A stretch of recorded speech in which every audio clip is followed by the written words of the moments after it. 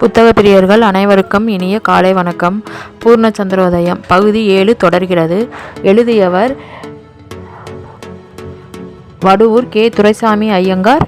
வாசிப்பவர் எம். வேதநாயகி. கதைக்குள்ளே போகிறதுக்கு முன்னாடி நீங்கள் இன்னும் சப்ஸ்கிரைப் பண்ணாமல் பார்த்துக்கிட்டு இருந்தீங்கன்னா இப்போ சப்ஸ்கிரைப் பண்ணி வச்சுக்கிறோங்க. ஏன்னா இதுக்கு அடுத்த தொடர்ச்சியை நான் அப்லோட் பண்ணும்போது உங்களுக்கு நோட்டிஃபிகேஷன் வரும். அதுக்காக நீங்கள் சப்ஸ்கிரைப் பண்ணிக்கிறீங்க. பக்கத்தில் உள்ள பெல் ஐக்கானையும் கொடுத்துருங்க. இப்போ வாங்க 7ஆம் பகுதிக்கு போவோம். 7ஆம் பகுதியில் என்ன நடக்குதுன்னு பார்க்கலாம். அவ்வாறு திடீரென்று தோன்றிய அந்த மனமோகன ரூபிணியின் அபாரமான அழகும் காந்தியும் பளிச்சென்று இளவரசரது திருஷ்டியில் வந்து மோதவே அதுகாரும் அவரது மனதில் நிறைந்து வதைத்து கொண்டிருந்த பெருந்திகிலும் கலக்கமும் வியப்பும் கவலையும் ஒரே நொடியில் பறந்து போக அந்த துன்பகரமான சம்பவம் முடிவில் இன்பகரமானதாக மாறியதை பற்றி அவரது மனதில் மட்டிலடங்கா மகிழ்ச்சியும் பூரிப்பும் பொங்கி எழுந்தன. அவர் அவள் மீது வைத்த விழியை எடுக்காமல் ஸ்தம்பித்து மயங்கி கல்லாக சமைந்து அசையாமல் அப்படியே நின்றார். அந்த மடந்தைக்கு சுமார் 20 வயதிற்கு அதிகம் இராதென்பது நிச்சயமாக தெரிந்தது. அவள் பார்சி ஜாதி ஸ்திரீ போல ஆடையாள ஆபரணங்களை அணிந்திருந்தாள். அவளது உடம்பு தந்தத்தினால் செய்து மெருகு கொடுக்கப்பட்டது போலவும் சிறிதும் குற்றம் குறைபாடு கூறுவதற்கு இடமில்லாமல் உருட்சி திரட்சியாகவும் அழகும் இனிமையுமே வடிவெடுத்து வந்தது போலவும் இருந்தது. அவள் வெள்ளை நிற புடவை ஒன்றை அணிந்து கொண்டிருந்தாள். அந்த புடவை பட்டு நூலினால் நெய்யப்படாமல் பச்சைகளின் இறகிற்குள் உடம்பின் மீது காணப்படும் மகா நுட்பமான பூ மயிரினால் நெய்யப்பட்டதோ அல்லது காற்றினால் நெய்யப்பட்டதோ அல்லது சொப்பனத்தினால் நெய்யப்பட்டதோ என்று சந்தேகிக்க தகுந்தபடி கணமே இல்லாமல் மிக மிக நுட்பமாக இருந்ததன்றி பளிங்கு போல அப்புறத்தில் இருந்த வஸ்துக்களை இப்புறத்தில் காட்டியது. அவள் மீது ஓர் ஆடை இருக்கிறதாக அதன் நிறத்தினால் தெரிந்து கொள்ளலாமே என்று கையினால் தொட்டு பார்ப்பதற்கு வஸ்துவே இல்லாமல் இருந்தது. தங்க பதுமை போல சிருஷ்டிக்கப்பட்டிருந்த அவளது அற்புதமான சரீரம் அந்த மகா நுட்பமான ஆடைக்குள்ளிருந்து வெண்மையான மேகத்தினால் சூழப்பட்டு அப்படியே வெளியில் தெரியும் கந்தருவ ஸ்திரீயின் தேகம் போலவும் பளிங்கென தெளிந்த தண்ணீரில் நீராடும் பெண்பாளாரின் சரீரம் போலவும் காணப்பட்டது. அந்த சல்லாய்பட்டின் ஓரங்களில் எல்லாம் கருப்பு பட்டினாலும் ஜரிகையினாலும் பூவேலைகள் செய்யப்பட்டிருந்தன. அந்த சேலையின் உடலில் தூரமாக சிவப்பு பட்டினாலும் ஜரிகையினாலும் ரோஜா புஷ்பங்கள் நெய்யப்பட்டிருந்தன. அந்த தோகை மயிலால் தனது சேலையின் தலைப்பை தலையின் பின்புறமாக கொணர்ந்து அழகாக முக்காடிட்டிருந்ததும் வைரக்கற்கள் நிறைந்த சிரங்களை நெற்றிக்கு மேலும் தலைமுடிச்சிற்கு மேலும் சேர்த்து கட்டி அலங்கரித்திருந்ததும் நெற்றியில் செஞ்சாந்து திலகமட்டிருந்ததும் அவளது இடையில் வைரக்கற்கள் பதிக்கப்பட்ட தங்க ஒட்டியானம் அணிந்திருந்ததும் தந்தம் போன்ற அழகிய பாதங்களில் ரோஜா பூக்கள் நிறைந்த வெல்வெட்டு சிலிப்பரை அணிந்திருந்ததும் ஒன்று கூடி அவள் முடிதரித்த மண்டலேஸ்வரியோ அல்லது ரதிதேவியின் செருக்கை அடக்க வந்த ஒரு புதிய மோகன சிருஷ்டியோ என ஐயமுற்று பிரமிக்கும்படி செய்தன. அவளது சுந்தர வதனத்தில் எவருக்கும் இல்லாத கலையும் ஜொலிப்பும் வசீகரமும் கவர்ச்சியும் ஏராளமாக நிறைந்து ஒரே பார்வையில் ஆடவரது உயிரை கொள்ளை கொண்டன. அவ்வாறு அபார சிருஷ்டியாக காணப்பட்ட அந்த பேடன்னம் வீற்றிருந்த அறையின் அலங்காரம் நவராத்திரி கொலுவில் அரசர்களது கொலுமண்டபம் எவ்வித அலங்காரத்தோடு இருக்குமோ அப்படியே காணப்பட்டது. எங்கு பார்த்தாலும் படங்களும் நிலை கண்ணாடிகளும் பூத்தொட்டிகளும் சோபாக்களும் பஞ்சனைகளும் வெண்கலச் சிலைகளும் முத்து தொங்கல்களும் வால்ஷேட் குளோபுகளும் நிறைந்து அந்த சக்கரவர்த்தினி வீற்றிருப்பதற்கு முற்றிலும் பொருத்தமான இடமாக தோன்றியது. அவ்வாறு காணப்பட்ட ஜெகன்மோகன சிங்கார விடுதியில் வெல்வெட்டு சோபாவின் மீது ஒய்யாரமாக சாய்ந்து மந்தகாசம் செய்த முகத்தோடு தனது பார்வையை தனக்கு எதிரில் இருந்த ஒரு பதுமையின் மீது செலுத்திய வண்ணம் சித்திரப்பாவை போல அந்த பார்சி ஜாதி அணங்கு வீற்றிருக்க இளவரசர் இமை கொட்டாமல் கால்நாளிகை நேரம் வரையில் அசையாத அப்படியே நின்று அவளை பார்த்து கொண்டிருந்தார். அந்த அதிரூப மோகனாங்கியின் முகம் முதல் நகம் வரையில் உள்ள ஒவ்வொரு அங்கத்தின் அபூர்வ அமைப்பும் அவரது ஐம்புலன்களையும் மயக்கி ஒருவித வெறியும் போதையும் கொள்ள செய்ததாகையால் அவர் நிலை கலங்கி தாம் என்ன செய்வதென்பதை உணராதவராய் ஸ்தம்பித்து நின்றார். அவர் வந்ததை அவள் ஆரம்பத்தில் உணராமலே இருந்தாளோ அல்லது உணராதவள் போல் நடித்தாளோ, ஆனால் அவள் ஏதோ சிந்தனையில் ஆழ்ந்திருப்பவள் போல அந்த சோபாவில் ஒய்யாரமாக சாய்ந்து சுவரில் தீட்டப்பட்ட சித்திரம் போல அசைவற்று வீற்றிருந்தாள்.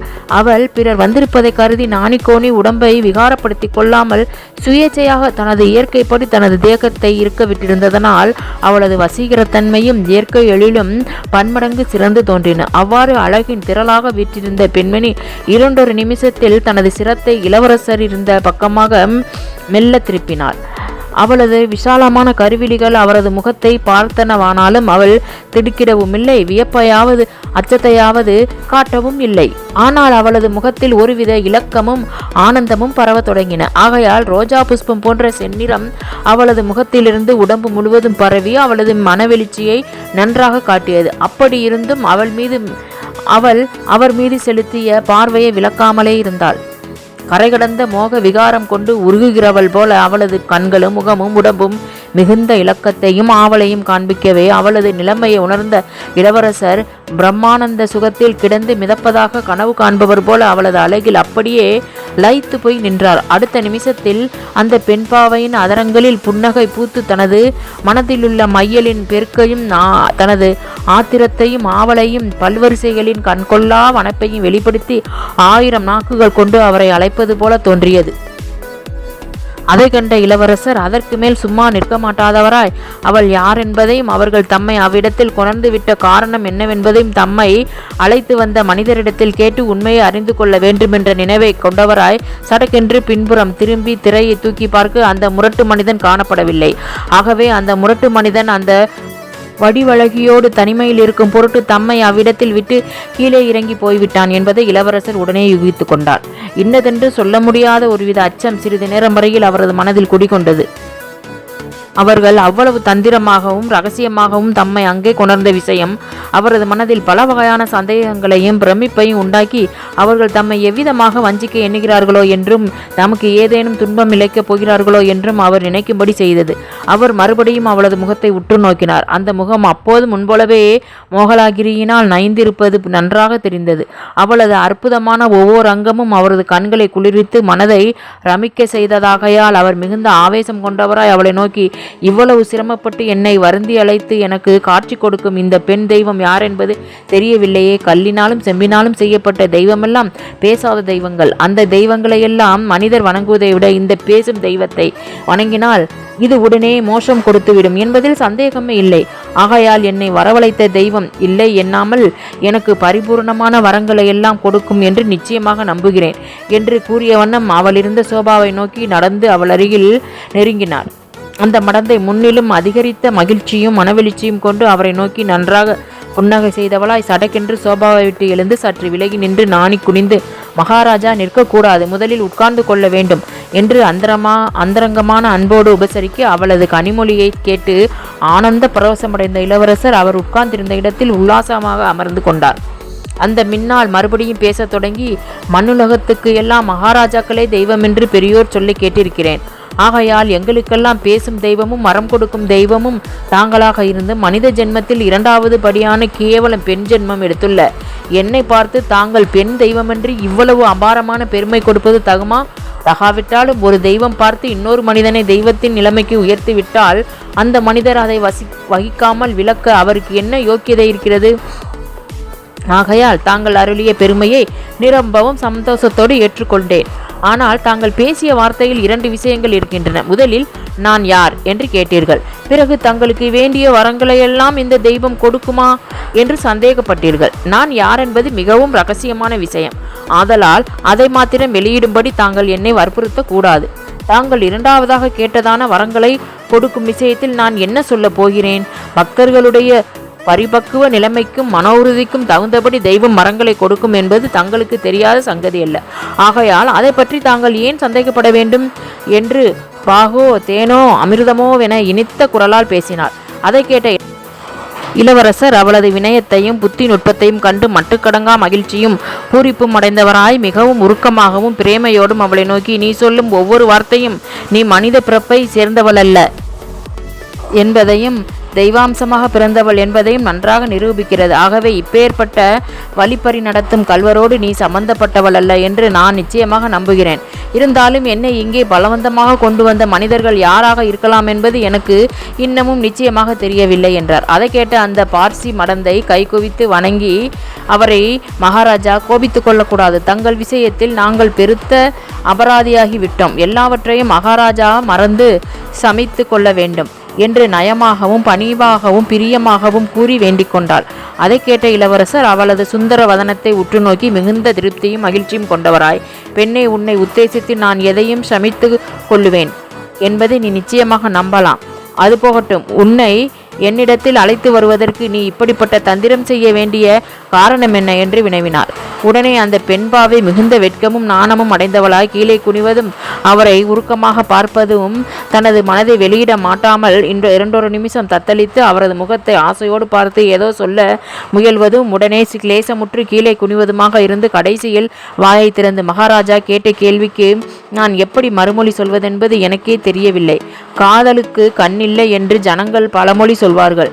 கண் என்றால் அகக்கண் புறக்கண் இரண்டையும் குறிக்கிறது. ஒரு புருஷர் ஒரு பெண்ணிடத்தில் காதல் கொண்டு விடுவாராகில் அவளது தேகத்தில் காணப்படும் குற்றம் குறைபாடுகள் எல்லாம் அவருக்கு அத்தனை அழகுகளாக தோன்றும். அதோடு அவளை அடைவதற்கு தாம் எப்படிப்பட்ட கேவலமான காரியங்களை செய்கிறோம் என்பதும் அவருடைய மனசுக்கு படாது.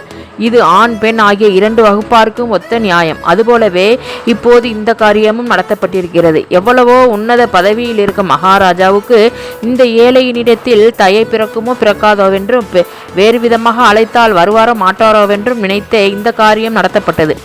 ஈஸ்வரரை ஒரு பக்தன் கல்லால் அடித்தான். இன்னொருவன் அவர் மேல் எச்சிலை உமிழ்ந்து செருப்பை தலையில் வைத்தான்.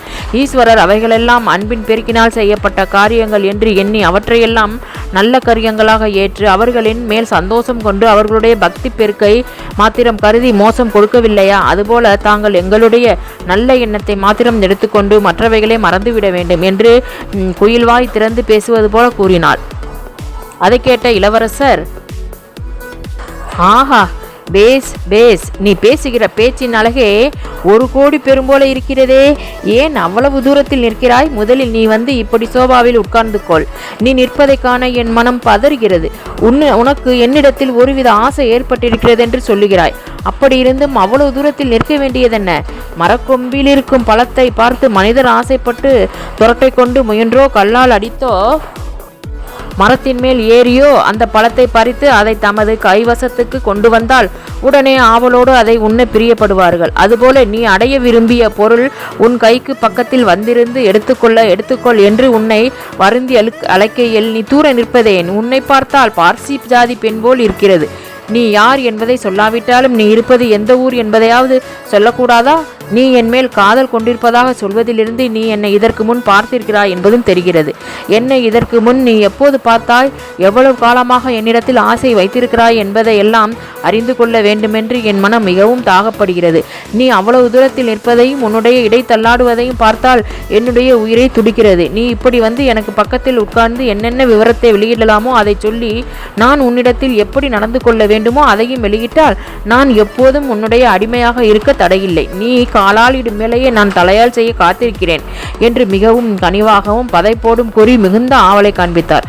அவருக்கு அருகில் இருந்த பிரமாதமான ஆவேசத்தில் தாம் எழுந்து ஒரே பாய்ச்சலாக பாய்ந்து அவளை கட்டி தூக்கி கொண்டு வந்து விடலாமா என்ற எண்ணம் தோன்றியதனாலும் அவள் முரட்டாள்களை உதவிக்கு வைத்திருப்பவளாதலால் தாம் ஆத்திரப்பட்டு காரியத்தை கெடுத்துக்கொண்டு துன்பத்திலும் மாட்டிக்கொள்வதை விட அவளது மனப்போக்கின்படி நடந்து அவளை வசப்படுத்தி கொள்வதே உசிதமாக தோன்றியது. ஆகையால் இளவரசர் அவளை நோக்கி மரியாதையாகவும் நயமாகவும் பேசி தானாக கனிய செய்து கொண்டிருந்தார். அவர் கடைசியாக சொன்ன வார்த்தைகளை கேட்டு அந்த பார்சி ஜாதி அணங்கு மிகவும் உருக்கமாகவும் வாஞ்சையாகவும் அவரை பார்த்து புன்னகை செய்து, நான் நிற்பது எனக்கு நிரம்பவும் பிரயாசையாக இருக்கும் என்று மகாராஜா நினைக்கிறது சரியல்ல. பெண் பிள்ளை ஜென்மம் எடுத்தவர்கள் தங்களுடைய குழந்தைகளுக்கும் கணவருக்கும் தாய் தகப்பன்மாருக்கும் எவ்வளவு பிரயாசைப்பட்டு பணிவிடை செய்தாலும் அவ்வளவும் அவர்களுக்கு ஆனந்தமாகவும் இன்பகரமாகவும் இருக்குமேயன்றி ஒரு நாளும் துன்பமாகவே தோன்றாது. தான் காதல் கொண்ட புருஷருடைய மனசை பல வகையிலும் சந்தோஷப்படுத்த முயல்வதே பெண்பாலுக்கு ஒரு பெருத்த சுகம். ஆகையால் தங்களிடத்தில் வந்து உட்கார்ந்து கொண்டால் அப்படி உட்கார்ந்திருப்பது நம்முடைய யோக்கியதைக்கு தகாத காரியமாயிற்றே என்ற ஓர் எண்ணம் மனசில் உதித்து துன்பத்தையும் சஞ்சலத்தையும் உண்டாக்கி வைத்து கொண்டே இருக்கும். அப்படி நிற்பதனால் நான் தங்களிடத்தில் காட்ட வேண்டிய மரியாதையை சரியானபடி காட்டுகிறேன் என்ற ஆனந்தமும் பூரிப்பும் இப்போது என் மனசில் பொங்கி எழுந்து எனக்கு இன்பம் கொடுத்து கொண்டிருக்கின்றன. அவரவர்கள் தத்தம் நிலைமைக்கு தகுந்தபடி நடப்பதே சுகமின்றி அதை மீறி தகாத காரியம் செய்தால் அது முதலில் சுகமாக தோன்றினாலும் எப்போதும் நீடித்து நிற்காமல் கெட்டு போய்விடும். ஆகையால் நான் இன்னும் கொஞ்ச நேரம் இப்படியே நின்று பேசுகிறேன். என்னுடைய தேகம் தங்களுக்கு அருகில் அவசியமாக வந்துதான் தீர வேண்டும் என்ற சந்தர்ப்பம் ஏற்படும் போது நான் இங்கே நிற்பேனா? இந்த விஷயத்தில் இன்னும் ஒரு விசேஷமும் இருக்கிறது. புத்திசாலி ஸ்திரீகளாக இருப்பவர்கள் தங்களுடைய புருஷரிடத்தில் எப்படி நடந்து கொள்வார்கள் என்றால், புருஷர்களுக்கு அருகில் அதிகமாக நெருங்காமல் அவர்களுக்கு ஆக வேண்டிய காரியங்களை எல்லாம் செய்து அவர்களது மனம் ஆனந்த பரவசமடையும்படி நடந்து கொள்வார்கள். புருஷர்களால் தங்களுக்கு ஆக வேண்டிய காரியங்களை எல்லாம் தூரத்தில் இருந்தபடியே பெற்றுக்கொண்டுதான் பிறகு சமீபத்தில் நெருங்குவார்கள்.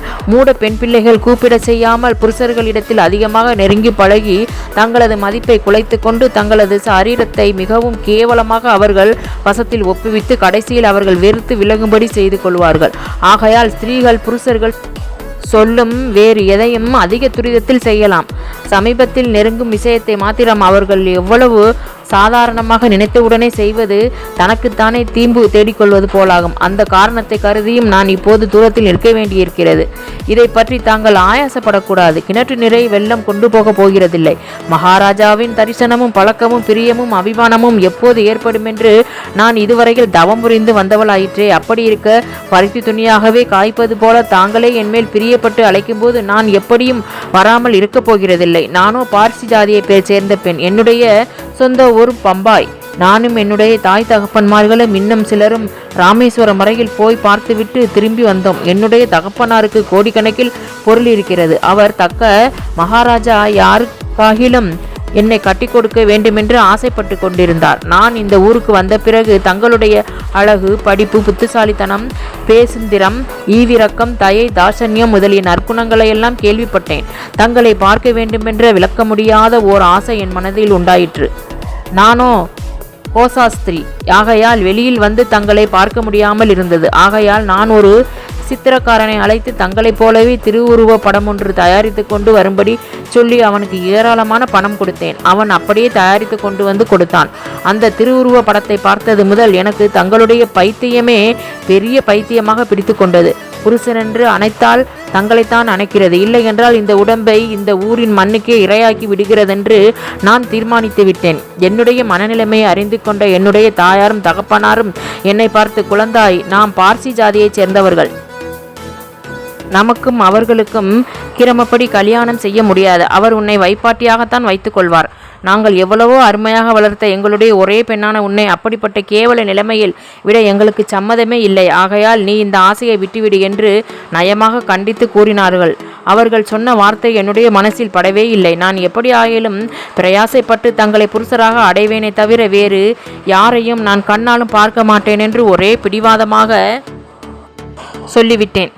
பம்பாய்க்கு போய்விட்டு திரும்பி வரலாம் என்று என்னை அவர்கள் அழைத்தார்கள். நான் வரமாட்டேன் என்றும் இந்த ஊரிலே தான் இருப்பேன் என்றும் சொல்லிவிட்டேன். என்னுடைய தாய் தந்தையர் இருவரும் மனமுடைந்து வருந்தினார்களானாலும் என் மனசை அதிகமாக புண்படுத்த விரும்பாதவராய் இந்த ஊரில் ஒரு மாளிகையை உடனே விலைக்கு வாங்கி அதில் என்னை வைத்து எனக்கு வேண்டிய ஆள் மகான்களையும் ஏராளமான திரவியத்தையும் வைத்தார்கள். பம்பாயிலுள்ள எங்களுடைய வீடுகள், நிலங்கள் முதலிய சொத்துக்களை எல்லாம் பார்த்துவிட்டு வரும்பொருட்டு அவர்கள் அங்கே போய்விட்டு திரும்ப வந்து மறுபடியும் என்னை ஊருக்கு அழைத்தார்கள். நான் என்னுடைய மன உறுதியை மாற்றவே மாட்டேன் என்று சொல்லிவிட்டேன். அவர்கள் இந்த ஊரில் கொஞ்ச காலமும் பம்பாயில் கொஞ்ச காலமாக இருந்து வருகிறார்கள். நான் தங்களை அடைவதற்கு இந்த 1.5 வருஷ காலமாக எத்தனையோ வகைகளில் முயற்சி செய்து பார்த்தேன். எதுவும் பலிக்காமல் போய்விட்டது. தங்களை நேரில் கண்டு பேசும்படியாக சந்தர்ப்பமே எனக்கு வாய்க்காமல் போய்விட்டது. ஆகையால் தான் தங்களின் மேல் கொண்ட கட்டிலடங்காத பிரேமையினால் மதியிழந்து நிலை கலங்கி வேறு வழியறியாமல் துணிந்து இப்படிப்பட்ட காரியம் செய்து தங்களை பலவந்தமாக கொண்டு வரும்படி செய்தேன். இவ்வளவுதான் என்னுடைய வரலாறு. இந்த ஏழையை தாங்கள் எந்த வழியில் விட்டாலும் அது எனக்கு சம்மதமே. எப்படியாவது தாங்கள் என்னை ஏற்றுக்கொள்ள வேண்டும். இல்லாவிட்டால் நாளை தினம் பொழுது விடுவதற்குள் நான் பிணமாக போய்விடுவது நிச்சயம். இந்த பெண் பாவத்தை தேடிக்கொள்ள தங்களுக்கு சம்மதம் இருக்காது என்று நான் நிச்சயமாக நம்புகிறேன் என்று மிகவும் உருக்கமாகவும் பறைகடந்த காதலோடு மொழிந்தாள். அவளது அபூர்வமான வரலாற்றை கேட்ட இளவரசர் ஆச்சரியமும் பூரிப்பும் புலங்காகிதமும் அடைந்தவராய் இனிமையாய் புன்னகை செய்த, ஆகா, என்ன ஆச்சரியம்! மன்னாதி மன்னர்களான மண்டலேஸ்வரர்களுக்கும் தேவர்களுக்கும் மூவர்களுக்கும் கிடைக்காத நிதி குவியலான இப்படிப்பட்ட ரதிதேவி இந்த 1.5 வருஷ காலமாக என்னை அடைய தவம் புரிவதென்றால் என்னுடைய பாக்கியத்தை என்னவென்று சொல்வது? இருந்தாலும் இந்த 1.5 வருஷ காலமாக இந்த சங்கதி என்னுடைய காதுக்கு எட்டாமல் போனது என்னுடைய துர்பாக்கியம் என்றே நினைக்க வேண்டியிருக்கிறது. அந்த விஷயத்தில் மாத்திரம் எனக்கு எட்டியிருந்தால் நான் அடுத்த நிமிஷத்தில் உன்னிடத்திற்கு வந்து சேர்ந்து உனது கவலையையும் துயரத்தையும் தீர்த்து வைத்து என்னை பலவந்தமாக கொண்டு வந்ததான இந்த துன்பமும் உனக்கில்லாமல் செய்திருப்பேன். என்னிடத்தில் கைமாறு கருதாமல் இவ்வளவு பிரமாதமாக என்னை காதலித்து உருகி என் பொருட்டு தாய் தகப்பன்மாரையும் ஏராளமான ஐஸ்வர்யத்தையும் உல்லங்கனம் செய்து தனது உயிரையும் இழக்க உறுதி கொண்டிருக்கும் அருங்குணமணியான உன்னை அடைந்து சுகப்படுவதை விட மேலான இன்பம் இந்த மண்ணுலகிலாவது விண்ணுலகிலாவது இருக்கப் போகிறதா? ஒரு காலம் இல்லை. நீ எந்த ஜாதியில் பிறந்தவளாக இருந்தாலும் அதை பற்றி கவலை இல்லை. ஒருவருக்கொருவர் மாறாத காதல் உண்டாகி விடுமானால் ஜாதி மதம் முதலிய எந்த வேறுபாடும் பறந்து போய்விடும். ஆகையால் உன்னுடைய அற்புதமான அழகையும் நற்குணங்களையும் புத்திசாலி தனத்தையும் நீ என்மேல் வைத்திருக்கும் நிகரில்லாத பிரியத்தையும் கண்டு உன்னுடைய வரலாறுகளை எல்லாம் கேட்க இதுவரையில் வேறு எவர் விஷயத்திலும் உண்டாகாத அவ்வளவு அதிகமான பிரியமும் மோகமும் என் மனசில் உண்டாகிவிட்டன. ஆனால் நான் உன்னை மனிதர் அரிய தாலி கட்டி சம்சாரமாக்கி கொள்ள முடியாமல் போனாலும் தெய்வம் சாட்சியாக நான் உன்னை என்னுடைய பட்ட மகிழ்ச்சி ஆக்கிக் கொள்கிறேன் என்பதற்கு நான் எவ்வித உறுதி வேண்டுமானாலும் செய்து கொடுக்கிறேன். என்னுடைய பட்ட மகிழ்ச்சிக்கெல்லாம் மேலானவளாக உன்னை நான் மதித்து சகல காரியங்களிலும் நான் உன்னுடைய மனம் போல நடந்து கொள்வேன் என்பதை நீ பிரம்மாண்டமாக நம்பலாம். இவ்வளவுதானே உனக்கு வேண்டியது? இனிமேலாகிலும் நீ எனக்கு சமீபத்தில் வந்து இன்பம் கொடுக்கலாம் அல்லவா? ஏன் இன்னமும் அவ்வளவு தூரமாக நிற்கிறாய் என்று கூறிய வண்ணம் கட்டிலடங்கா காமவெறி கொண்டவராய் எழுந்து அவளை பிடிக்க பாய அவள் தனது வசீகரமான அழகிய பல்வரிசைகளை காட்டி கெஞ்சி நயந்தவளாய், கொஞ்சம் பொறுங்கள், தாங்கள் என்னை நாடி வரும்படியான சிரமமில்லாமல் நானே இன்னும் 2 நிமிஷத்தில் தங்களிடத்திற்கு வந்து சேர்கிறேன். உட்காருங்கள் என்று பணிவாகவும் குலைவாகவும் வேண்டிக்கொள்ள அவர் அதை மீற மாட்டாதவராய் திரும்பி வந்து சோபாவில் மேல் அமர்ந்து கொண்டு, அடி என் தங்கமே, எல்லா விஷயமும் முடிந்து போயும் நீ இன்னமும் ஏன் என்னை இப்படி கொள்ளுகிறாய்? உன்னை ஆலிங்கனம் செய்து கொள்ள வேண்டுமென்று என்னுடைய உடம்பு பறக்கிறது. என் மனசில் உள்ள ஆசையானது மார்பை கிழித்தெறிந்து விடும் போல இருக்கிறது. இன்னமும் 2 நிமிஷம் பொறுக்க வேண்டிய காரணம் என்ன?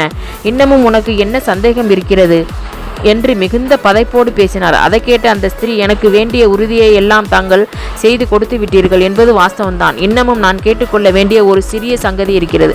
அதை மாத்திரம் தாங்கள் செய்துவிட்டால் அதுவே போதும். நான் உடனே தங்களுக்கு மனைவியாகி விடுகிறேன் என்றாள். அதை கேட்ட இளவரசர் தமது ஆவேசத்தில் தம்மையும் உலகையும் மறந்தவராய், கண்ணே, உனக்கு என்ன வேண்டுமானாலும் கொடுத்துவிட ஆட்சேபனை இல்லை. என்னுடைய உயிர் வேண்டுமா? அல்லது இந்த ராஜ்யத்தை உனக்கு பட்டம் கட்டிவிட வேண்டுமா? அல்லது நான் இனி என்னுடைய ஆயுசு கால பரியந்தம் உனக்கு அடிமை என்று முறியெழுதி கொடுக்கட்டுமா? என்ன வேண்டும்? ஒரே வார்த்தையில் சொல், உடனே தருகிறேன் என்றார். அதை கேட்ட இளநங்கை வியப்புற்று நடுநடுங்கி அஞ்சியவளாக காணப்பட்டு, அடேயப்பா, இவ்வளவு அமிதமான ஆசைகளை நான் கொள்ளக்கூடியவள் அல்ல. என்னுடைய யோக்கியதைக்கு தகுந்த பதவி எனக்கு கிடைப்பதே போதுமானது. நான் கேட்க விரும்புவது வேறொன்றுமில்லை. இப்போது ஆரம்ப மோகத்தில் தாங்கள் என்மேல் நிரம்பவும் அபிமானம் வைத்திருப்பீர்கள். அதை பற்றி சந்தேகமில்லை. காலக்கிரமத்தில் இப்போது இருக்கும் புதுமோகம் மாறிவிடும். பிறகு தாங்கள் ஒரு சமயத்தில் என்னை பார்த்து, நீ திருடர்களை விட்டு என்னை பலவந்தமாக கொண்டு வந்த திருடி அல்லவா என்று கேட்டு என்னை தூற்றி இழிவாக நடத்த நேர்ந்தாலும் நேரும். ஆகையால் தாங்கள் இப்போது ஒரு காரியம் செய்ய வேண்டும். நான் தங்களை பலவந்தமாக கொண்டு வந்ததை மனப்பூர்வமாக மன்னித்து விட்டதாகவும், இனி இந்த விஷயத்தை பற்றி என்னிடத்தில் பேசுகிறதாவது என்னை இழிவுபடுத்துகிறதாவது இல்லை என்று பிரமாணமாக சொல்வதாகவும் ஒரு காகிதத்தில் நான் எழுதுகிறேன். அதனடியில் தாங்கள் கையெழுத்து செய்து கொடுக்க வேண்டும். தாங்கள் அப்படி கையெழுத்து செய்த அதே சனத்தில் நான் தங்களுடைய ஆசை நாயகி ஆகிவிடுகிறேன் என்று சர்க்கரை பந்தலில் தேன்மாறி பெய்வது போல அதி மாதுரியமாக கூறினாள். அதை கேட்ட இளவரசர் மிகவும் வியப்புற்று, இவ்வளவுதானா? நான் என்னவோ பெரிய காரியம் என்றல்லவா பயந்து விட்டேன். நீ எதை எழுதி கொண்டு வந்தாலும் நான் கையெழுத்து செய்ய தடையில்லை. காகிதம் இருந்தால் எடுத்து எழுதி கொண்டு வா, தாமசம் செய்யாதே என்று மிகுந்த ஆவேசத்தோடு கூறினார். உடனே அந்த பெண், இதோ எழுதியே தயாராக வைத்திருக்கிறேன், தாமசமே ஆகாது என்று மறுமொழி கூறிய வண்ணம் சடக்கென்று பாய்ந்து சிறிது தூரத்திலிருந்து அப்பால் இருந்த ஒரு மேஜையின் செருக்கப்பட்டிருந்ததை பெட்டியை திறந்து அதற்குள் ஆயத்தமாக எழுதி வைத்திருந்த காகிதத்தையும் மைக்குட்டையும் இறகையும் கொணர்ந்து கொடுத்தாள். இளவரசர் அந்த காகிதத்தில் எழுதப்பட்டிருப்பதை படிக்க அது அவள் சற்று முன் சொன்னது போலவே இருந்தது கண்டு இறகை வாங்கி அலட்சியமாக அதன் அடியில் தமது கையெழுத்தை செய்துவிட்டு, இதோ ஆய்விட்டது, எடுத்துக்கொள் என்று கூறி பேனாவை கீழே வைத்துவிட்டு அவள் மீது கை போட தொடங்கினார். அவள் அப்போதும் இடம் கொடுக்காமல் நகர்ந்து கொண்டு, தங்களுடைய முத்திரை மோதிரத்தால் இதனடியில் ஒரு அரக்கு முத்திரையை வைத்து கொடுக்க வேண்டும், அவ்வளவுதான். அதற்கு மேல் தான் தங்களுக்கு சிரமம் கொடுக்கிறதில்லை. அதன் பிறகு தங்களுடைய பிரியப்படி நடந்து கொள்கிறேன் என்று கெஞ்சி மன்றாடி கூற, இளவரசர், ஏதேது நீ எவ்வளவு முன்னேச்ச ஜாக்கிரதையாக காரியத்தை முடித்து கொள்ளுகிறாய்? என்னுடைய வெறும் கையெழுத்திருந்தால் நாளைய தினம் அதை நான் போடவில்லை என்று சொல்லிவிடுவேன் என்று நினைக்கிறாயா? உன்னுடைய பிரியப்படியே ஆகட்டும். இதோ இருக்கிறது முத்திரை மோதிரம், எடுத்து எத்தனை முத்திரை வேண்டுமானாலும் போட்டுக்கொள். நீ என்னுடைய மனுஷி ஆகிவிட்டாய் என்பதற்கு உன்னுடைய நெற்றியில் வேண்டுமானாலும் 2 முத்திரைகள் போட்டுக்கொள் என்று மிகவும் குதூகலமாக பேசிக்கொண்டே தனது முத்திரை மோதிரத்தை கலற்றி கொடுக்க அவள் பூரித்து மகிழ்வடைந்து புன்னகை செய்தவளாய் அவரை நோக்கி, தான் தங்களுடைய மனுஷி ஆகிவிட்டேன் என்பதற்கு முன் என் முகத்தில் இந்த மோதிரத்தால் முத்திரை போட்டால் அத்தோடு நான் திருப்தி அடைந்து விடுவேனோ? அந்த முத்திரை போட இந்த மோதிரத்துக்கு யோக்கியதை இல்லை. தங்களுடைய அதரங்களினால் அல்லவா அந்த முத்திரையை போட வேண்டும். இருக்கட்டும், நான் உங்களை லேசில் விடப்போகிறேனா? இதோ வந்துவிட்டேன் என்று பரிகாசமாக பேசிக்கொண்டே சற்று தூரத்திற்கு போய் அரக்கை எடுத்து அந்த காகிதத்தின் அடியில் முத்திரை போட்டு அந்த காகிதத்தை அவ்விடத்திலேயே வைத்துவிட்டு மோதிரத்தை எடுத்துக்கொண்டு திரும்பி இளவரசரிடம் வந்து மோதிரத்தை கொடுத்தாள். தமது கையை நீட்டி அதை வாங்கி இளவரசர் அப்படியே அவளையும் பிடித்து கொள்ளுமாறு தமது கையை நீட்ட, அவள் இனிமையாகவும் மொகலாகிரி கொண்டவள் போலவும் தோன்றி நகைத்து, அந்த காகிதத்தையும் அங்கே வைத்திருக்கிறேன், அது பறந்து எங்கேயாகிலும் காணாமல் போய்விடும். இவ்வளவு சிரமப்பட்டு சம்பாதித்த விலையற்ற அந்த வஸ்துவை இழக்க மனம் வருமா? ஒரே நொடி நேரம் பொறுத்து கொள்ளுங்கள், அதை எடுத்து பெட்டியில் வைத்துவிட்டு ஓட்டமாக ஓடி வருகிறேன் என்று குதூகலமாக கூறிய வண்ணம் மகிழ்ச்சியை வடிவாக அவ்விடத்திலிருந்து விரைவாக பாய்ந்து அந்த காகிதத்தை எடுத்துக்கொண்டு சிறிது தூரத்திற்கு அப்பால் இருந்த ஒரு பீரோவில் வைத்து பூட்டிவிட்டு வருவதாக சொல்லிவிட்டு போனாள். போனவள் அந்த பக்கத்தில் இருந்த பீரோக்களின் இடையில் புகுந்து சென்றதாக தெரிகிறது. இளவரசர் அவள் சென்ற பக்கமே தமது விழியை வைத்து அவளது இனிய வடிவத்தை பார்த்தபடியே அவளோடு காத்திருக்கு. அந்த வடிவத்தை ஒரு பீரோ மறைத்து கொண்டது. அவள் அந்த காகிதத்தை வைத்துவிட்டு அதிசீக்கிரத்தில் வருவாள் என்று நினைத்த மிகுந்த பதைப்பும் ஆவேசமும் கொண்டவராய் இளவரசர் உட்கார்ந்திருந்தார். மேன்மாடத்தில் இளவரசரது அதிர்ஷ்டம் இவ்வாறு இருக்க, கீழே இருட்டறையில் இருந்த மருங்காபுரி ஜமீன்தாருக்கும் 2 ஆட்களுக்கும் நேரிட்ட விஷயத்தை கூறுவோம். அந்த மூவரது நிலைமையும் மகா பரிதாபகரமாகவும் பயங்கரமாகவும் இருந்தது. இளவரசர் அவர்களை விட்டு போன பிறகு ஜமீன்தாரும் மற்ற இருவரும் மிகுந்த திகிலும் கலக்கமும் கொண்டு நடுங்கலாயினர். விளக்கில்லாமல் கருப்பு திரைகளால் மூடப்பட்டு அந்தகாரத்திற்குள் ஆழ்ந்து கிடக்கும் தங்களை அந்த முரட்டு மனிதர்கள் எவ்விதமான கொடுமைக்கும் சித்திரவதைக்கும் ஆளாக்குவார்களோ என்ற கவலையும் அச்சமும் எழுந்து அவர்களை உழப்பத் தொடங்கின. எந்த நிமிஷத்தில் அந்த முரட்டாள்கள் தங்கள் மீது பாய்ந்து தங்களை வதைப்பார்களோ என்ற நினைவினால் அவர்கள் நிரம்பவும் வேதனைக்கு உள்ளாகி இருந்தனர். தனியாராக பிரிந்து போன இளவரசருக்கு அவர்கள் எவ்விதமான பொல்லாங்கு இழக்கப் போகிறார்களோ என்ற சந்தேகமும், அவர்கள் கல்வர்களோ அல்லது வேறு யாரோ என்ற சந்தேகமும் எழுந்து அவர்களை பல வகையில் சஞ்சலப்படுத்தி கொண்டிருந்தன. அவ்வாறு அரைக்கால் நாளிகை நேரமாயிற்று. அந்த அறையை நோக்கி காலடி ஓசையும் வெளிச்சமும் வருவதாக புலப்பட்டது. அடுத்த நிமிஷத்தில் கையில் விளக்கோடு கட்டாரிதாவன் அங்கே வந்து சேர்ந்தான். இளவரசர் அவனோடு வராமல் அவன் தனிமையில் வந்ததும் போனவன் அதிக நேரம் தாமதிக்காமல் உடனே திரும்பி வந்ததும் பெருத்த வியப்பையும் திகிலையும் சஞ்சலத்தையும் ஜமீன்தார் முதலிய மூவரது மனத்திலும் உண்டாக்கின. அவன் இளவரசரை ஒரு கால் கொன்றிருப்பானோ அல்லது எங்கேயாகிலும் சிறைப்படுத்தி இருப்பானோ என்ற பல வகையான எண்ணங்கள் அவர்களது மனதில் தோன்றின. இளவரசரது கதியே அப்படியாயிருந்தால் தங்கள் மூவரையும் அவர்கள் எப்பாடு படுத்த மாட்டார்கள் என்ற பெருத்த கிளியும் நடுக்கமும் உண்டாயின. அப்படி இருந்தாலும் மருங்காபுரி ஜமீன்தார் சிறிது துணிந்தவராய் கட்டாரிதேவனை நோக்கி, ஏனப்பா, இளவரசரை எங்கே காணோம்? அவர் திரும்பி வருவாரா மாட்டாரா? அவர் இந்த தேசத்து மகாராஜானுடைய புத்திரர் என்று நினைவிருக்கட்டும் என்று நயமாக கூறினார். அதை கேட்ட கட்டாரிதேவன் ஏளனமாக நகைத்து புரளியாக பேசத் தொடங்கி, அவர் மகாராஜாவுடைய மகனாயிருந்தால் எங்களுக்கு என்ன, பிச்சைக்காரனுடைய மகனாயிருந்தால் என்ன? எங்களுக்கு எல்லோரும் சமமான மனிதர்கள்தான். உங்களுடைய நியாயம் பெரிய மனிதருக்கொன்று, ஏழைகளுக்கொன்று. எங்களுடையது அப்படியல்ல. யாராக இருந்தாலும் நாங்கள் எங்களுடைய நியாயத்தை நிறைவேற்றியே தீருவோம். யோக்கியர்களாக இருப்பவர்கள் எவரிடத்திலும் நடுநிலைமை தவறாமல் தான் இருப்பார்கள் என்பது உமக்கு தெரியாதா? இளவரசருக்கு ஏதாவது துன்பம் சம்பவித்து விட்டதோ என்று நீர் கொஞ்சமும் அஞ்ச தேவையில்லை. அவர் சொகுசான ஓர் இடத்தில் சந்தோஷமாக இருக்கிறார். அவரை பற்றி உங்களுக்கு கவலையே வேண்டாம் என்று துடுக்காக பேசினான். அதை கேட்ட ஜமீன்தார், அப்படியானால் அவர் திரும்பி வர இன்னும் எவ்வளவு நேரம் பிடிக்கும் என்றார். கட்டாரிதேவன், சார், தயவு செய்து உம்முடைய கடிகாரத்தை எடுத்து பார்த்து இப்போது மணி என்னவென்பதை சொல்லும். அதற்கு மேல் மற்ற சங்கதியை தெரிவிக்கிறேன் என்று கூறினான். உடனே ஜமீன்தார் தமது சட்டைப்பையிலிருந்து வைரங்கள் பதிக்கப்பட்டதும் சுமார் 2000 ரூபாய் பெறத்தக்கதுமான தமது தங்க கடிகாரத்தை வெளியில் எடுத்து பார்த்து 3 மணிக்கு 10 நிமிஷம் இருக்கிறது என்றார். அந்த வார்த்தையை கேட்ட கட்டாரிதாவன், நீர் சொல்வது சரியல்ல. உமக்கு தூக்கக்கண், அதிலும் இருள் ஆகையால் முள்கள் உமக்கு சரியாக தெரியவில்லை. அதை இப்படி கொடும், நான் லாந்தரின் கிட்டே வைத்து பார்க்கிறேன் என்று நிதானமாக கூறினான். அதை கேட்ட மருங்காபுரி ஜமீன்தார் தமது கடிகாரத்தை தங்கச்சங்கிலியோடு எடுத்து அவனிடத்தில் கொடுக்க, அவன் அதை வாங்கி வைத்துக்கொண்டு விளக்கண்டையில் பிடித்து பார்த்து, ஆகா, கடிகாரம் ரொம்பவும் சொகுசாக இருக்கிறது.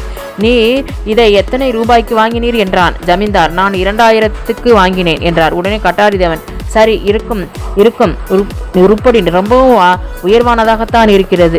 இது போகட்டும், இன்னமும் உம்மிடத்திலிருந்து மோதிரங்கள், பணம் முதலிய எல்லா ஜாமான்களையும் எடுத்து இப்படி கொடும். அவைகளை எல்லாம் தூக்கி சுமக்கும்படியான கஷ்டத்தை உமக்கேன் வைக்க வேண்டும் என்று மிகவும் நிதானமாகவும் அழுத்தமாகவும் கூறினான். அந்த வார்த்தையை கேட்ட ஜமீன்தார் மட்டுக்கடங்கா வியப்பும் திகைப்பும் திகிலும் கொண்டவராய் அவனை நோக்கி, என்ன இது? உங்களை பற்றி நான் மிகவும் மதிப்பாக அல்லவா நினைத்திருந்தேன். கடைசியில் நீங்கள் கொள்ளைக்காரர்கள் தானா என்று கூறினார். கட்டாரிதேவன், அப்படியானால் எங்களை வேறு யார் என்றுதான் எண்ணினீர் என்றான். அருங்காபுரி ஜமீன்தார், நீங்கள் இன்னார் என்பதுதான் தெரியாமல் இருந்தது. ராஜபாட்டையில் நீங்கள் எங்களிடத்தில் இருந்த பொருட்களை கொள்ளையடிக்காததிலிருந்து நீங்கள் கொள்ளைக்காரர்கள் அல்ல என்றும் வேறு ஏதோ கருத்தோடு எங்களை கொண்டு வந்திருக்கிறீர்கள் என்றும் நினைத்தோம். கட்டாரி, நீ சொல்வது உண்மையான சங்கதிதான். இந்த காலத்தில் ஒரே வியாபாரம் செய்தால் கட்டி வருகிறதில்லை அல்லவா? அதனால் நாங்கள் பல்வகையான வியாபாரம் செய்து வருகிறோம். எங்கே எடும் நேரமாகிறது. கைவிரல்களில் உள்ள வைர மோதிரங்களை எல்லாம் கலற்றி இப்படி கொடும். அவைகள் எவ்வளவு விலை பெறுமென்று மதிப்பு போட வேண்டும். அத்தோடு சட்டை பையிலுள்ள பணப்பையையும் வெளியில் எடும். எங்களுடைய யோக்கியதை பற்றி நீர் வேறு விதமாக நினைத்தால் அதற்கு நாங்கள் உத்தரவாதி அல்ல. வீணாக வார்த்தைகளை வளர்ப்பதில் பயனில்லை, எடும் என்று அதட்டி கூறினான். அதை கேட்டு அந்த ஜமீன்தார் தமது பணப்பையையும் கையில் இருந்த மோதிரங்களையும் உடனே எடுத்து அலட்சியமாக அவனிடத்தில் கொடுத்து விட்டார். அவருக்கு அபாரமான செல்வம் இருந்ததாகையால் அந்த நகைகளும் பணமும் போனது அவருக்கு அவ்வளவாக விசனம் உண்டாகவில்லை. தவிர அவர் அந்த முரட்டு மனிதர்களுடைய வசத்தில் நன்றாக கொண்டிருந்தமையால் அவ்வாறு கொடுக்காமல் இருக்க அவர் விரும்பினாலும் அது சாத்தியப்பட்டிருக்காது. அவரை அந்த முரடர்கள் நையப்படைத்து அந்த பொருட்களை பலவந்தமாக பிடுங்கிக் கொண்டிருப்பார்கள். ஆகவே அவர் மரியாதையாக அவைகளை எடுத்து கொடுத்து விட்டார். உடனே கட்டாரிதேவன் மோதிரங்களை பத்திரப்படுத்தி கொண்டு பணப்பையை கவிழ்த்து எண்ணி பார்த்துவிட்டு அவரை நோக்கி, சே, இவ்வளவுதானா நீர்? கோடீஸ்வரர் ஜமீன்தார், உன்னுடைய பணப்பையில் 150 ரூபாய் தான் இருக்கிறது. சே, எனக்கே வெட்கமாக இருக்கிறது. ஒரு கோடீஸ்வரரிடத்தில் கொள்ளையடித்து 150 ரூபாய் தான் கொண்டு வந்தா என்று என்னுடைய பெண்டாட்டி முகத்தில் இடிப்பாளே. உம்மிலும் தாழ்ந்த ஏழைகள் எல்லாம் எவ்வளவோ அதிகமான பணத்தை வைத்து கொண்டு வந்து என்னிடத்தில் கொடுத்து விட்டு போயிருக்கிறார்கள். என்ன பெரிய மனிதரையா நீர்? அதை போகட்டும், இன்னொரு பையில் தினசரி டைரி புஸ்தகம் வைத்திருக்கிறீரே, அதை இப்படி கொடும். அதற்குள் ஏதாகிலும் இருக்கும் என்று மிகவும் நிதானமாகவும் தனக்கு நியாயமாக சேர வேண்டிய கடனை கேட்பவன் போல அதிகாரமாகவும் பேசினான். உடனே ஜமீன்தார் தமது சட்டை பையிலிருந்து தினசரி டைரியை எடுத்து அவனிடத்தில் கொடுத்தவராய், அந்த புஸ்தகத்தில் 1000 ரூபாய் நோட்டுகள் 2 இருக்கின்றன. அந்த நோட்டுகள் நீ சந்தோஷமாக எடுத்துக்கொள். ஆனால் அந்த புஸ்தகத்திற்குள் ரகசியமான காகிதங்கள் ஏதேனும் இருக்கலாம். அந்த காகிதங்களினால் உனக்கு எவ்வித பிரயோஜனமும் இல்லை. ஆகையால் அந்த 2 நோட்டுகளை மாத்திரம் நீ எடுத்துக்கொண்டு புஸ்தகத்தை என்னிடத்தில் கொடுத்து விடு என்றார். கட்டாரி, உம்முடைய ரகசியமான காகிதங்கள் இருந்தால் அவைகளினால் எனக்கு ஏன் பிரயோஜனம் இல்லை? நீர் அப்படி சொல்லக்கூடாது. நீர் சொல்லுகிறபடி நான் இதோ உனக்கு எதிரிலேயே அந்த 2 நோட்டுகளையும் எடுத்துக்கொண்டேன். மற்ற எந்த காகிதத்தையாவது டைரிக்கையாவது நான் படிக்காமல் இப்படியே திருப்பி கொடுத்து விடுவதற்கு நீர் எனக்கு எவ்வளவு ரூபாய் சன்மானம் செய்வீர்? ஜமீன்தார் அவன் சொன்ன ஏற்பாட்டை ஒப்புக்கொள்ள ஆவலுள்ளவராய் பேசத் தொடங்கி, சரி, அப்படியானால் அந்த புஸ்தகத்தை இப்போதே என்னிடத்தில் கொடுத்து விடு. நாளை தினம் நீ யாரையாகிலும் என்னிடத்தில் அனுப்பி வைத்தால் இன்னொரு 1000 ரூபாய் கொடுத்து அனுப்புகிறேன். கட்டாரி மிகுந்த மகிழ்ச்சி அடைந்தவனாய், சரி, உம்முடைய மதிப்புக்கே இது 1000 ரூபாய் பெறத்தக்கது என்பது தெரிகிறது. அப்படியானால் அந்த தொகையை விட பல மடங்கு அதிகமான தொகை பெறும்படியான ரகசியங்கள் இந்த புஸ்தகத்தில் அடங்கி இருக்கிறது என்பது நிச்சயமாகிறது. உம்மிடத்தில் இருப்பதையெல்லாம் சந்தோஷமாகவும் பெருந்தன்மையோடும் நீர் எடுத்து என்னிடத்தில் கொடுத்ததை கருதி நான் உம்மிடத்தில் அதிகமான கடுமை காட்டவும் அனாவசியமான பெருத்த தொகையை பெறவும் ஆசைப்படவில்லை. லாபம் எந்த பக்கத்துக்காவது இருக்கட்டும். 1000 என்பதை 2000 வைத்துக் கொள்வோம். அதோடு நான் திருப்தி அடைந்து விடுகிறேன். ஜமீன்தார் திகைப்பும் தடுமாற்றமும் அடைந்து, என்னப்பா, 12 அணா பெறத்தக்க ஒரு டைரி புஸ்தகத்துக்கு வாய்க்கூசாமல் 2000 ரூபாய் கேட்கிறாயே? சரி, போனால் போகிறது. நீ கேட்கிறது போல 2000 ரூபாய் நாளை தினம் கொடுக்கிறேன். புஸ்தகத்தை என்னிடத்தில் இப்போதே கொடுத்துவிடு. கட்டாரி புரளியாக நகைத்து, எங்களிடத்தில் கடன் கட்டு வியாபாரமே கிடையாதென்பது உமக்கு தெரியாதா? கையிலே காசு வாயிலே தோசை என்கிறபடி வெள்ளையப்பனை இந்த கையில் போடும் புஸ்தகத்தை அந்த கையில் போடுகிறேன். ஒரே பேச்சு, மறுபேச்சில்லை. ஜமீன்தார், நான் ஜமீன்தார் என்பதையும் பெருத்த பணக்காரன் என்பதையும் நீ எப்படியே தெரிந்து கொண்டிருக்கிறாய். அப்படி இருந்தும் நீ இந்த 2000 காசுக்கு என்னை நம்ப மாட்டேன் என்கிறாய். நாளை தினம் காலையில் நீ யாரை அனுப்பினாலும் உடனே இந்த 2000 ரூபாய் தடையில்லாமல் வந்து சேரும். கட்டாரி புரளியாக, நான் அனுப்பும் மாதத்தில் பணம் மாத்திரமா வந்து சேரும்? போலீஸ்காரன் ஒருவனும் தடையில்லாமல் வந்து சேருவான். அது உறுதியான சங்கதி என்பது உம்முடைய மனசுக்கே தெரியும். அதெல்லாம் என் கிட்ட பலிக்காது தாத்தா. நாங்கள் அப்படிப்பட்ட கோணல் வழியிலேயே தொழில் செய்வதில்லை. அட தாத்தா, நீ போய் ஒரு கடுதாசியை தாளும் அரக்கும் விளக்கும் கொண்டு வா என்றான்.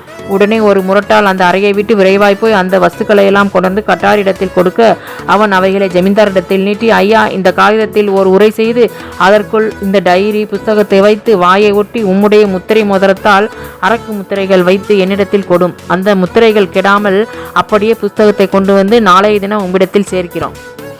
ஜமீன்தார், நான் தான் எல்லா மோதிரங்களையும் உன்னிடத்தில் கொடுத்து விட்டேனே, என்னிடத்தில் முத்திரை மோதிரம் ஏது? கட்டாரி, நீர் சொல்வது நிஜம்தான். உம்முடைய பெயரின் முதலெழுத்துக்கள் செதுக்கப்பட்டிருக்கும் மோதிரத்தை இப்போது நான் உம்மிடத்தில் கொடுத்து விடுகிறேன். முத்திரை போட்டுவிட்டு அந்த மோதிரத்தை நீரே வைத்துக் கொள்ளும். நாளைக்கு புஸ்தகத்தை வாங்கி பார்த்து முத்திரைகள் சரியாக இருந்தால் பணத்தை இந்த மோதிரத்தையும் கொடும் என்றான். ஜமீன்தார், சரியான ஏற்பாடு, அப்படியே செய்வோம் என்று கூறிய வண்ணம் டைரி புஸ்தகத்தை வாங்கி உரைக்குள் போட்டு அதற்கு அரக்கு முத்திரை வைத்து அதை அவனிடத்தில் கொடுத்துவிட்டு மோதிரத்தை தமது கையில் அணிந்து கொண்டவரையாய் கட்டாரியை நோக்கி, இதெல்லாம் சரிதான். சரி, இந்த புஸ்தகம் இப்போது யார் மூலமாக என்னிடத்தில் வருகிறது? நான் எப்படி அந்த தொகையை கொடுத்து அனுப்புகிறது என்றார். அதை கேட்ட கட்டாரி தேவன், நீர் ஒரு காரியம் செய்யும். வருகிற புதன்கிழமை தினம் முழுவதும் நீர் வெளியில் போகாமல் உம்முடைய மாளிகையிலேயே இரும். 2000 ரூபாயை உம்முடைய கைவசத்தில் தயாராக வைத்து கொண்டிரும். மற்ற விஷயங்களை எல்லாம் எனக்கு விட்டுவிடும். நான் பக்குவமாக முடித்து விடுகிறேன் என்றான். அதை கேட்ட ஜமீன்தார் சிறிது தயங்கிய பின் அந்த ஏற்பாட்டிற்கு தாம் இணங்குவதாக சொல்லி ஒப்புக்கொண்டார். உடனே கட்டாரி தேவன் அவரை அவ்வளவோடு விட்டுவிட்டு, சரி, நேரமாகிறது, நான் போய் மகாராஜாவை அழைத்து கொண்டு வருகிறேன் என்று கூறிவிட்டு லாந்தரை கையில் எடுத்துக்கொண்டு திரைக்கு அப்பால் இருந்த படிகளின் வழியாக மேன்மாடத்திற்கு சென்றான். வண்டிக்காரனையும் வேலைக்காரனையும் கொள்ளையடிப்பது தனது கண்ணியத்திற்கு குறைவென்று நினைத்த கட்டாரி தேவன் அவர்களை எவ்விதத்திலும் வருத்தாமல் சும்மா விட்டுவிட்டு அப்பால் சென்றான். தாங்கள் தப்பினதை பற்றி அந்த ஆட்கள் இருவரும் மிகுந்த சந்தோஷமடைந்தவராய் உட்கார்ந்து கொண்டிருந்தனர். லாந்தரும் கையுமாக மேலே ஏறி சென்ற கட்டாரிதவன் உச்சியை அடைந்து கதவை மெதுவாக சிறிதளவு திறந்து பார்க்க உட்புறத்தில் இளவரசர் மாத்திரம் காணப்பட்டார். அவர் கட்டில்கள், பீரோக்கள் முதலிய சாமான்களின் அப்பால் போய் எதையோ தேடி பார்த்து கொண்டிருந்தார். அதை கண்ட கட்டாரிதேவன் புரளியாக புன்னகை செய்தவனாய், மகாராஜா அவ்வளவு ஆவலாக எதை தேடுகிறார் என்று கேட்டுக்கொண்டே உள்ளே நுழைந்தான். அவன் வந்ததைக் கண்டு திடுக்கிட்டு இளவரசர் திரும்பினார். அவரது முகம் மிகுந்த துயரத்தையும் ஏமாற்றத்தையும் குழப்பத்தையும் காட்டியது. அப்போது தாம் கண்ட காட்சி கனவோ நினைவோ என்ற சந்தேகம் உண்டாயிற்று. 2 நிமிஷ நேரம் இளவரசர் அப்படியே திகைத்து ஸ்தம்பித்து நிற்க ஆவதற்குள் அவருக்கு அருகில் போய் நின்ற கட்டாரி தேவன், ஏன் மகாராஜா, போகலாமல்லவா? ஏதாகிலும் சாமானை எங்காவது வைத்து விட்டீர்களா? என்ன தேடுகிறீர்கள் என்று குறும்பாக மொழிந்தான்.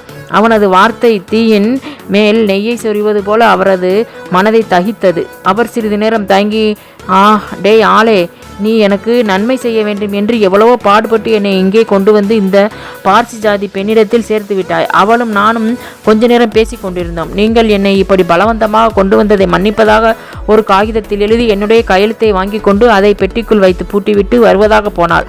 அவள் திரும்பி வருவாள் என்று அது முதல் இதுவரையில் நான் பொறுத்திருந்தேன்.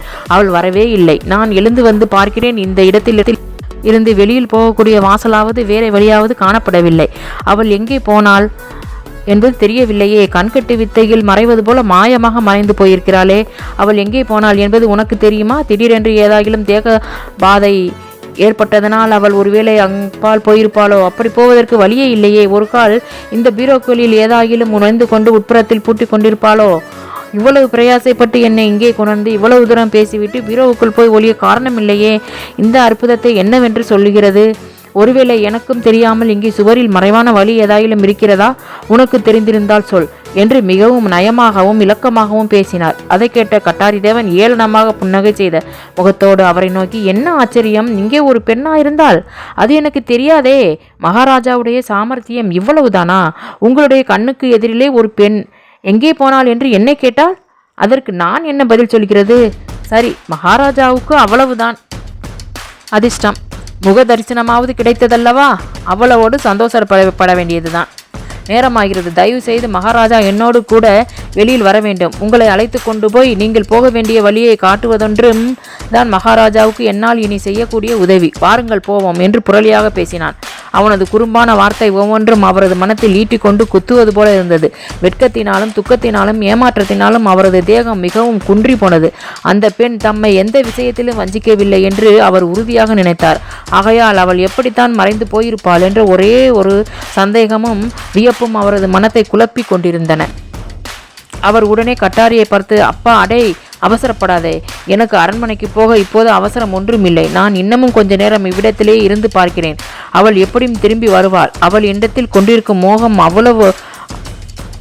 அவ்வளவல்ல. அப்படிப்பட்ட அருமையான பெண்ணிடத்தில் சொல்லிக்கொள்ளாமல் நான் இதை விட்டு போவது பிசகு. நீ போய் அவள் எங்கே இருக்கிறாள் என்பதை பார்த்து எனக்கு சங்கதியை தெரிவி. உன்னுடைய பிரயாசைக்கு தக்கபடி நான் உனக்கு பெருத்த சன்மானம் செய்கிறேன். தயவு செய் என்று கெஞ்சி மன்றாடி கூற அதை கேட்ட கட்டாரிதேவன் கலகலவென நகைத்து, அவள் பெருத்த மந்திரவாதியாயிற்றே, அவளாவது இனிமேல் உங்களிடம் திரும்பி வருவதாவது? வருகிறவளாக இருந்தால் அவள் இந்நேரம் திரும்பி வந்திருக்க மாட்டாளா? இனி நீங்கள் உங்களுடைய ஆயுசு காலம் முடிய இங்கே உட்கார்ந்திருந்தாலும் அவள் வரப்போகிறதில்லை. நிற்பதில் உபயோகம் ஒன்றுமில்லை. வாருங்கள் போகலாம் என்றான். இதை கேட்ட இளவரசர் கரைகடந்த வியப்பும் பிரமிப்பும் அடைந்து, என்ன ஆச்சரியம்! அவள் மந்திரவாதிதானா? உனக்கு நிச்சயமாக தெரியுமா? அப்படியானால் அவள் என்னை இங்கே எதற்காக வரவழைத்தாள்? அப்படி வரவழைத்ததை பற்றி எழுத்து மூலமான மன்னிப்பு வாங்கி கொண்டு போக வேண்டிய காரணம் என்ன? எனக்கு ஒன்றும் நன்றாக விளங்கவில்லையே என்றார் கட்டாரிதேவன். எனக்கு எவ்வித விவரமும் தெரியாது. நீங்கள் எந்த விஷயத்தையும் என்னிடத்தில் கேட்பதில் பயனில்லை. அவள் உங்களை எதற்காக வரவழைத்தாளோ அது அவளுக்குத்தான் தெரிய வேண்டும். அவள் மன்னிப்பு தான் எழுதி வாங்கினாலோ, வேறு பெரிய சங்கதி ஏதாகிலும் எழுதி அதில் உங்களுடைய கையெழுத்து வாங்கினாலோ அதுவும் அவளுக்குத்தான் தெரிய வேண்டும். ஆனால் உங்களை இப்போது உங்களுடைய பாதையில் கொண்டு போய் விடும் காரியம் ஒன்றுதான் எனக்கு தெரியும் என்றான். இதை கேட்ட இளவரசர் கனவில் இருப்பவரை போல மயங்கி கலங்கி திக்பிரமை கொண்டு நின்று, அவள் எழுதி காட்டிய மன்னிப்பை நான் வாசித்து பார்த்தேனே, அதில் எவ்வித வித்தியாசமும் தெரியவில்லையே என்றார் கட்டாரிதேவன். அதுதான் சாமர்த்தியம். எந்தவித வித்தியாசமும் தெரியாதபடி ஏமாற்றுவதுதான் சரியான தந்திரம். அது அந்த பெண்ணின் புத்திசாலித்தனத்தையும் மகாராஜாவின் முட்டாள்தனத்தையும் காட்டுகிறதையன்றி வேறல்ல. அது எப்படியாவது போகிறது. இனி நான் உங்களோடு பேச தயாராக இல்லை. பேச்சு இவ்வளவோடு நிற்கட்டும், வரலாம் என்று கண்டித்து பேசினான். உடனே இளவரசர், அடே, நீ செய்யும் உதவியை நான் எப்போதும் மறக்க மாட்டேன். இவள் யார் என்பதையும் எங்கே இருப்பவள் என்பதையும் என்னை கருத்தோடு என்னை இங்கே வரவழைத்தாள் என்பதையும் நீ வெளியிடுவாயானால் நான் உனக்கு 10,000 ரூபாய் இனாம் தருகிறேன். அது போதாவிட்டால் 15,000 வேண்டுமானாலும் தருகிறேன் என்றார் கட்டாரி. மகாராஜா 15,000 கொடுத்தால் இவர் அதற்கு இரட்டி தொகையான 30,000 ரூபாய் கொடுக்க தயாராக இருப்பாள். ஆகையால் உங்களிடத்தில் நான் ஒப்பந்தம் செய்து கொள்வதை விட இவளிடத்தில் ஒப்பந்தம் செய்து கொள்வதே லாபகமானது. ஆகையால் என்னுடைய வாயிலிருந்து நீங்கள் ஒரு வார்த்தை கூட வருவிக்க முடியாது. நீங்கள் மகாராஜாவாயிற்றே என்கிற மரியாதைக்காக நான் இவ்வளவு தூரம் பொறுத்து உங்களிடத்தில் பேசினேன். இனி நான் பலவந்தமாக உங்களை அழைத்து போகும்படியாக இருக்கும். அப்படிப்பட்ட இழிவான காரியத்தில் நான் இறங்காமல் தயவு செய்து மகாராஜாவை தாமாகவே மரியாதையாக நடந்து வெளியில் வர வேண்டும். இது உறுதியான வார்த்தை, நடவுங்கள் என்று கண்டித்து நிர்தாட்சணியமாக பேசினான். அதற்கு மேல் இளவரசர் வாய் திறந்து பேசாமல் அந்த மேன்மாடத்தை விட்டு கீழே இறங்கலானார். 2 நிமிஷ நேரத்தில் கட்டாரிதேவனும் இளவரசரும் படிகளை விட்டிறங்கி மருங்காபுரி ஜமீன்தார் முதலியோர் இருந்த இருட்டறைக்கு வந்து சேர்ந்தனர்.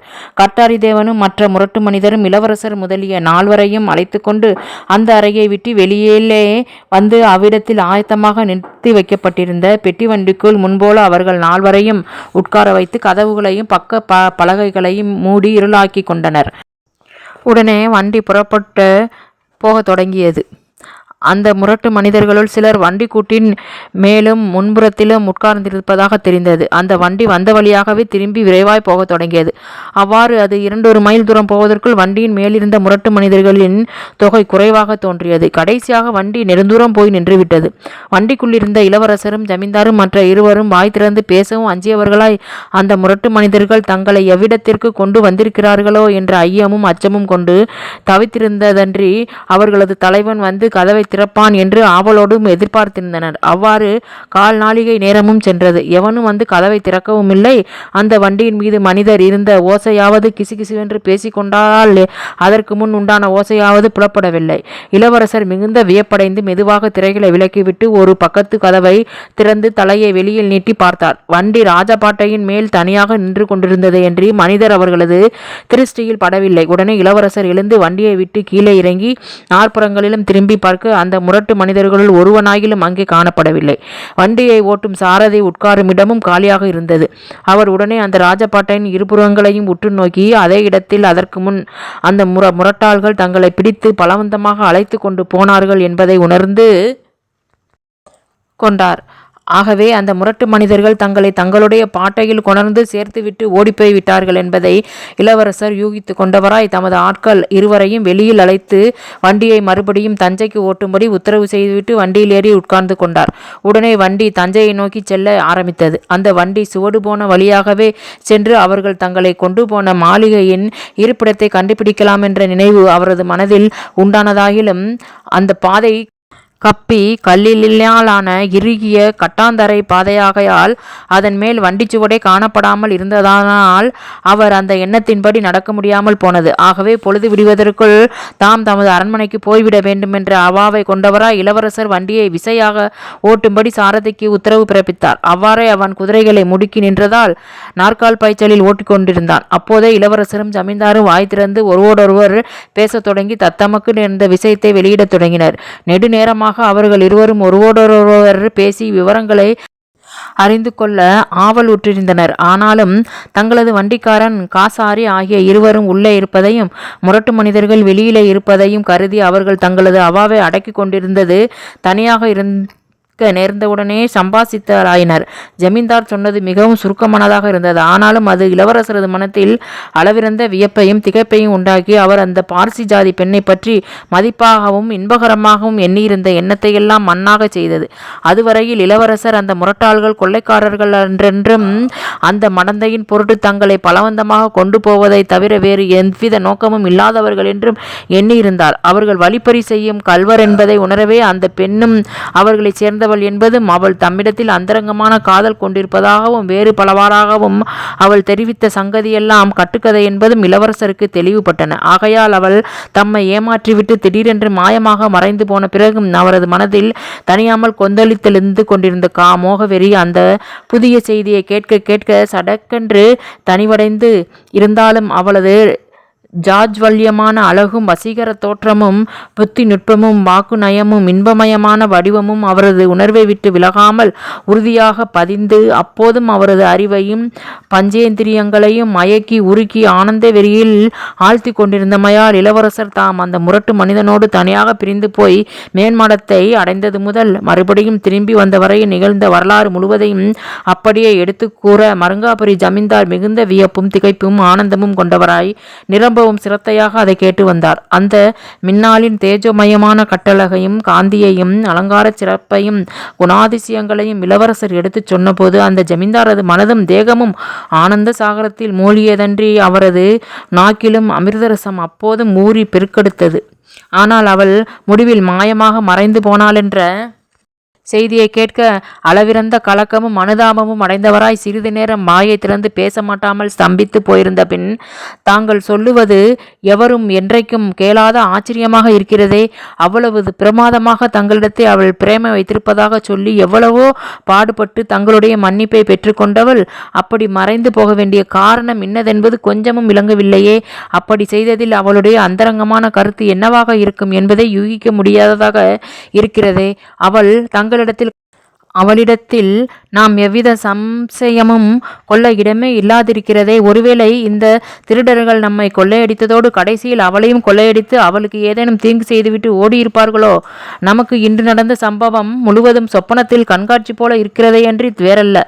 ஆனால் இதில் ஒரு தாரதமியம் பார்த்தீர்களா? உங்களுக்கு நல்ல முதல் தரமான பார்சி ஜாதி பெண்ணின் தரிசனம் கிடைத்தது. அவளுடைய சிநேகமும் அந்யோன்யமான பழக்கமும் ஏற்படாவிட்டாலும் அவளை பார்ப்பதும் அவள் உங்களோடு பேசுவதுமான எவருக்கும் கிடைக்காத இன்பமாவது உங்களுக்கு கிடைத்ததே. அது எவ்வளவு பெரிய லாபம் பார்த்தீர்களா? எனக்கு என்ன கிடைத்தது? என் மேல் இருந்த நகைகளும் பணமும் போனதன்றி ரகசியமான காகிதங்கள் எல்லாம் அவர்களுடைய வசத்தில் அகப்பட்டு கொண்டிருக்கின்றன. எங்கே போனாலும் அவர்களுடைய அதிர்ஷ்டமும் கூடவே தொடர்ந்து வருகிறது பார்த்தீர்களா என்றார். இளவரசர் புன்னகை செய்தவராய், அது இருக்கட்டும், அவள் எப்படித்தான் மறைந்து போயிருப்பாள் என்பது தெரியவில்லையே. இத்துடன் பூர்ண சந்திரோதயத்தின் இந்த பகுதி நிறைவடைகிறது. அடுத்த பகுதியில் பூர்ண சந்திரோதயத்தை மீண்டும் காணலாம். அதுவரையும் காத்திருக்கவும். இதுவரைக்கும் நீங்கள் சப்ஸ்கிரைப் பண்ணாமல் பார்த்துக்கிட்டு இருந்தீங்கன்னா இப்போ சப்ஸ்கிரைப் பண்ணி வச்சுக்கிறீங்க. ஏன்னா இதுக்கு அடுத்த தொடரை நான் அப்லோட் பண்ணும்போது உங்களுக்கு நோட்டிஃபிகேஷன் வரும். அதுக்காக நீங்கள் சப்ஸ்கிரைப் பண்ணி வச்சுக்கிறீங்க. பக்கத்தில் உள்ள பெல் ஐக்கானையும் கொடுத்துருங்க. அடுத்த பகுதியில் சந்திக்கலாம். அது வரைக்கும் நன்றி கூறி விடைபெறுபவர் உங்கள் வேதநாயகி. நன்றி.